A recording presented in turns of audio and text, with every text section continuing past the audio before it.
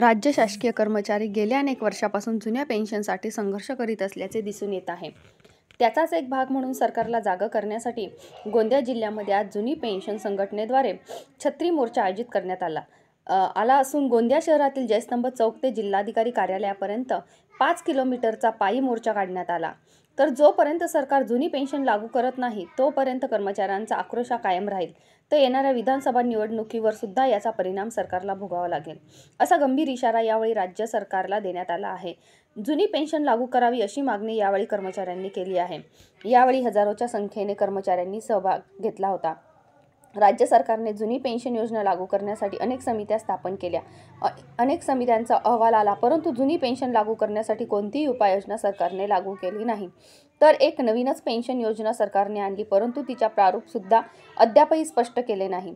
त्यामुळे नाराज झालेल्या राज्य सरकारच्या कर्मचाऱ्यांनी आज गोंदिया जिल्ह्यामध्ये छत्री मोर्चा काढून आपला निषेध व्यक्त केला आणि यावेळी राज्य सरकारला इशारा सुद्धा देण्यात आला, जर या कर्मचाऱ्यांना जुनी पेन्शन योजना लागू करण्यात आली नाही तर येणाऱ्या विधानसभा निवडणुकीवर याचा परिणाम होईल, अशी भूमिका राज्य सरकारच्या कर्मचाऱ्यांनी घेतली आहे आणि राज्य सरकारला या कर्मचाऱ्यांचा रोष आता भोगावा लागेल, असा इशारा सुद्धा कर्मचाऱ्यांनी आता राज्य सरकारला दिला आहे।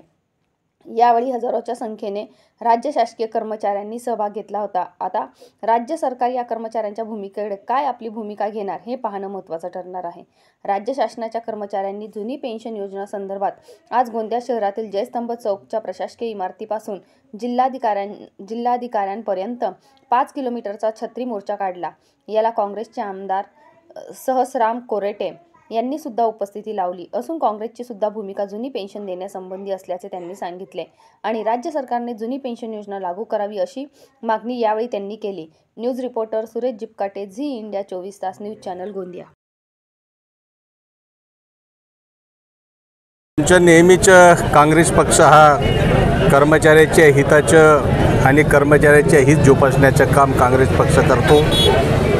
छत्तीसगड असो, राजस्थान असो, ज्या ठिकाणामध्ये काँग्रेसची सरकार होती त्या ठिकाणामध्ये कर्मचाऱ्यांना जुनी पेन्शन लागू करण्याचे काम आमच्या काँग्रेस पक्षाने केले। नक्कीचपणे महाराष्ट्रामध्ये सुद्धा हे जुनी पेन्शन सुरू केलीच पाहिजे, कर्मचाऱ्यांना जुनी पेन्शन दिलीच पाहिजे। आम्ही अनेक वेळा सभागृहाच्या बाहेर कर्मचाऱ्यांना जुनी पेन्शन लागू झाली ह्यासाठी आम्ही लढत राहिलो। आम्ही अनेक वेळेस कर्मचाऱ्यांचे मुद्दे उचलण्याचा आम्ही प्रयत्न केला, पण ही सरकार कोणाचंही ऐकत नाही। ह्या सरकारला कर्मचाऱ्यांशी काही घेणं देणं नाही, त्यांच्या जुन्या पेन्शनशी काही घेणं देणं नाही आणि म्हणून आम्हाला तरी वाटतो की ही सरकार आता तरी जागं झालं पाहिजे आणि कर्मचाऱ्यांना जुनी पेन्शन लवकरात लवकर लागू केलं पाहिजे। म्हणून ह्या सरकारकडे जे मागणी होत आहे ते रास्त मागणी आहे, ह्या सरकारनं ती मागणी मंजूर केली पाहिजे। ही सरकार आंधळी आणि लंगडी सरकार आहे, तीन पक्षाची मिळून बनलेली महाराष्ट्राची सरकार आहे।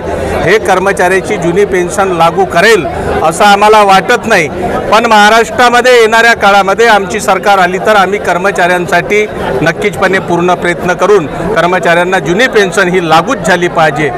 100% लोकसभेप्रमाणे ह्या विधानसभेच्या निवडणुकीमध्ये सुद्धा ह्या सरकारला जे सरकार कर्मचाऱ्याच्या हिताचं काम करत नाही, कर्मचाऱ्याच्या पेन्शनविषयी विचार करत नाही, त्या सरकारला हे कर्मचारी त्यांची जागा दाखवण्याचं काम करतील असं मला वाटतं।